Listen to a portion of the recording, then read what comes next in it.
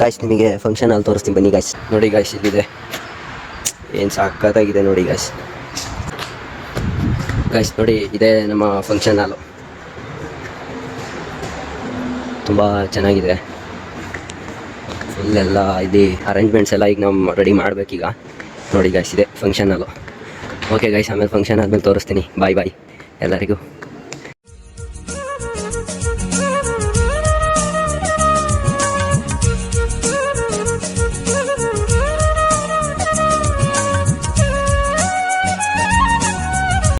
ಜಮೀನುಗಳಲ್ಲಿ ದಾಳಿಂಬೆಗೆ ಯಾವುದೇ ಸಮಸ್ಯೆಗಳು ಬಂದರೆ ಅದಕ್ಕೆ ಇಮಿಡಿಯೇಟ್ ನಮಗೆ ಸೊಲ್ಯೂಷನ್ ಸಿಗುತ್ತೆ ಸಂಸ್ಥೆಯಿಂದ.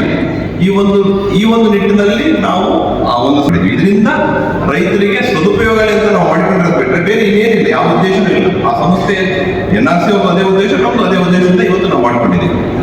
ಅದೇ ರೀತಿ ನಾವು ನೆಕ್ಸ್ಟ್ GI ಟ್ಯಾಗ್ ಬಗ್ಗೆ ಯೋಚನೆ ಮಾಡ್ತಾ ಇದೀವಿ. ಅಂದ್ರೆ ನಮ್ಮಲ್ಲಿ ಉತ್ಪಾದನೆ ಆಗುವಂತ ದಾಳಿಂಬೆ ಬೇರೆ ಎಲ್ಲಾ ಪ್ರದೇಶಕ್ಕಿಂತ ಸ್ವಲ್ಪ ಡಿಫರೆಂಟ್ ಆಗಿದೆ. ಅಂದ್ರೆ ಇವತ್ತು ನಾವು GI ಟ್ಯಾಗ್ ನೋಡಿದ್ರೆ ಕಾಫಿಯಲ್ಲಿದೆ, ಅರೇಬಿಕ್ ಆಗಿದೆ, ಚಿಕ್ಕಮಗಳೂರಿನಲ್ಲಿ, ಕೊಡಗಲ್ಲಿದೆ. ಅದೇ ರೀತಿ ನಾವು ಶಿರ್ಸಿಯಲ್ಲಿ ಹೋದ್ರೆ ಅಡಿಕೆ ಇದೆ, ಅಲ್ಲಿ GI ಟ್ಯಾಗ್ ಮಾಡಿದ್ದಾರೆ. ಅಂದ್ರೆ ನಾವು ಯಾವುದೇ ಒಂದು ನಿರ್ದಿಷ್ಟ ಪ್ರದೇಶದ ಒಂದು ವಸ್ತುಗಳನ್ನ ಒಂದು GI ಟ್ಯಾಗ್ ಮಾಡಿದ್ರೆ ಅದಕ್ಕೆ ಅದರ ಮಾರುಕಟ್ಟೆ ಮೌಲ್ಯ ಜಾಸ್ತಿ ಆಗ್ತಾ ಹೋಗುತ್ತೆ. ಅಂದ್ರೆ ನಾವು ಏನು ಉತ್ಪಾದನೆ ಮಾಡ್ತೀವಿ ಚಿಕ್ಕಮಗಳೂರು ಮತ್ತು ಹಾಸನ ಜಿಲ್ಲೆ ಅಥವಾ ದಕ್ಷಿಣ ಒಳನಾಡಿನಲ್ಲಿ ಎಲ್ಲಿ ತುಮಕೂರು ಜಿಲ್ಲೆ, ಬೆಂಗಳೂರು ಜಿಲ್ಲೆಯಲ್ಲಿ ನಮ್ಮ ಹಣ್ಣುಗಳ ಕೀಪಿಂಗ್ ಕ್ವಾಲಿಟಿ ಜಾಸ್ತಿ ಇದೆ. ಬೇರೆ ಪ್ರದೇಶಗಳಿಂದ ಭಾರತ ದೇಶದಲ್ಲಿ ಎಲ್ಲಿ ಉತ್ಪಾದನೆ ಮಾಡ್ತಾರೋ ಆ ಎಲ್ಲ ಪ್ರದೇಶಗಳಿಗಿಂತ ನಮ್ಮ ಹಣ್ಣುಗಳಲ್ಲಿ ವಿಶೇಷತೆ ಇದೆ.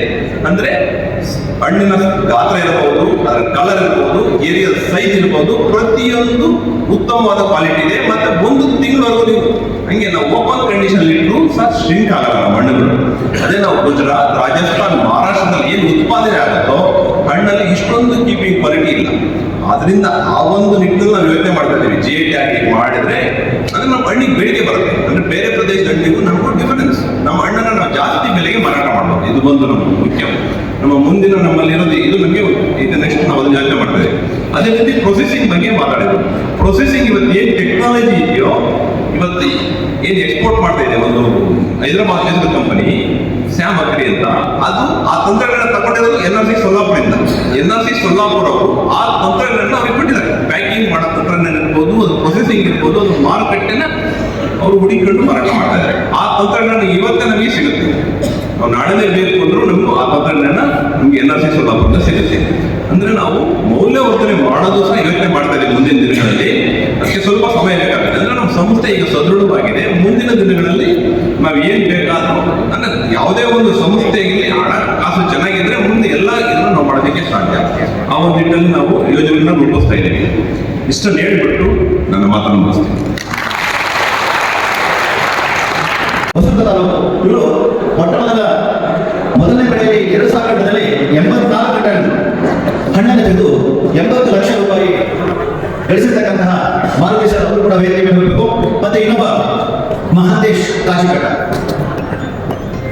ಕಾಚಿಘಟ್ಟ ದೇಹದಲ್ಲೂ ದಪ್ಪ, ಸಂಪಾದನೆ ಮಾಡಿದ್ರು ದಪ್ಪ, ಯಾಕೆಂದ್ರೆ ಆತ್ಮೀಯ ಗೆಳೆಯ. ಹಾಗಾಗಿ ಅವರು ಕೂಡ 2500 ಗಿಡದಲ್ಲಿ ಎರಡನೇ ಬೆಳೆಯಲ್ಲಿ 1,80,00,000 ಹಣವನ್ನು ಸಂಪಾದನೆ ಮಾಡಿದ್ದಾರೆ.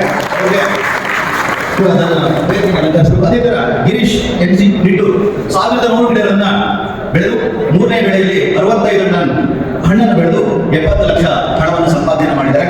ಅದರ ಜೊತೆಗೆ ಇವರಿಗೆಲ್ಲ ಮಾರ್ಗದರ್ಶಕರಾಗಿ ಮುನ್ನಡೆಸತಕ್ಕಂತಹ ಇವೆಲ್ಲ ಗಳಿಕೆಗೆ ಕಾರಣವಂತೂ ಹಿಂದೆ ಒಂದು ಕಾರಣದ ಕೈ ಇದೆ ಅಂತಂದ್ರೆ ನಮ್ಮ ವಿಷಯ ಎಲ್ಲ ಇನ್ನು 100-200 ಟನ್ ಬೆಳೆತಕ್ಕಂಥ ಶಕ್ತಿ ನಿಮ್ಮಲ್ಲಿ ಕೂಡ ಇದೆ. ಅವರ ಮಾರ್ಗದರ್ಶನ ಹೀಗೆ ಇರುತ್ತೆ. ಅದಕ್ಕೆ ಹೆಚ್ಚಾಗಿ ಅವರಿಗೆ ದೇವರು ಆರೋಗ್ಯವನ್ನು ಕೊಟ್ಟು ಕಾಪಾಡಬೇಕಂತ ಹಾರೈಕೆಯನ್ನ ಇನ್ನೊಂದು ಜೀವಮಾನ ಕುರಿತು ಮಂಜುನಾಥ್ ಸರ್ ಅವರು ಅವರನ್ನ ವೇದಿಕೆ ಆಹ್ವಾನಿಸಿದ್ದಾರೆ.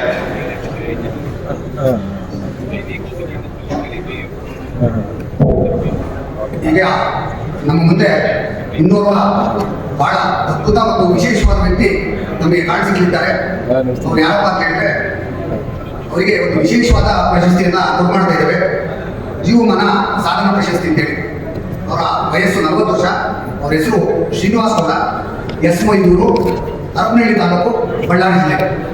ಇವರು 2019ರಿಂದ ದಾಳಿಂಬೆ ಬೆಳೆಯಲ್ಲಿ ಬಹಳ ನಿರಂತರವಾಗಿ ಆ ಬೆಳೆ ಮೇಲೆ ಒಡನಾಟ ಇಟ್ಕೊಂಡು 2019ರಿಂದ 2025ವರೆಗೆ ಇಲ್ಲಿವರೆಗೆ ಸುಮಾರು 900 ಟನ್ನು ದಾಳಿಂಬೆಯನ್ನು ಬೆಳೆದು 2000ರಲ್ಲಿ ಒಟ್ಟು 12 ಕೋಟಿ ವಹಿವಾಟಿನ ಆದಾಯ ಗಳಿಸಿರ್ತಕ್ಕಂಥ ಬಹಳ ವಿಶೇಷವಾದ ವ್ಯಕ್ತಿ ನಮ್ಮ ಶ್ರೀನಿವಾಸ್ ಅವರು.